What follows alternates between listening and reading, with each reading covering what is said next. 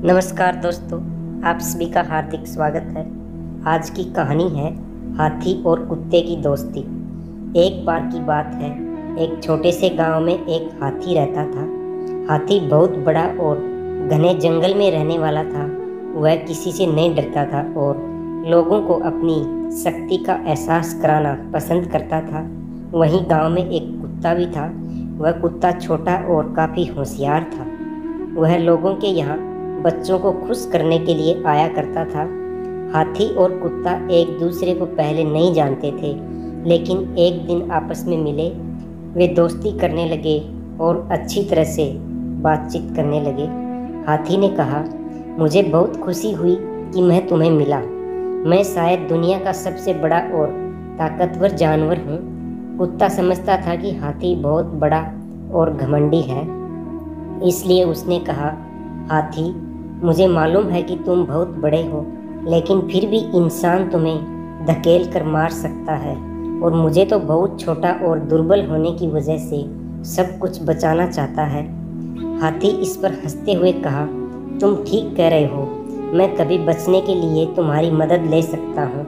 मैं तुम्हें अपनी शक्ति और ताकत से बनाया गया हूँ।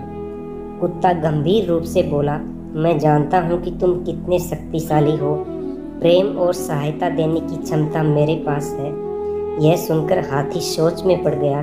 वह समझ गया कि शक्ति और ताकत के बावजूद प्रेम और मदद कुछ भी नहीं होते हैं।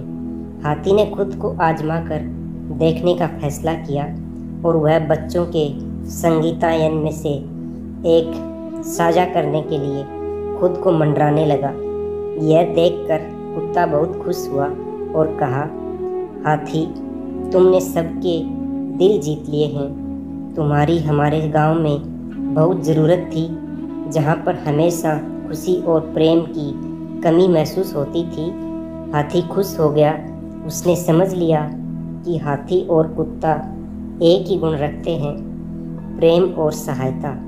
यह बात हाथी के जीवन में एक सीख थी कि शक्ति और ताकत से भी बढ़कर प्रेम और सहायता का महत्व होता है।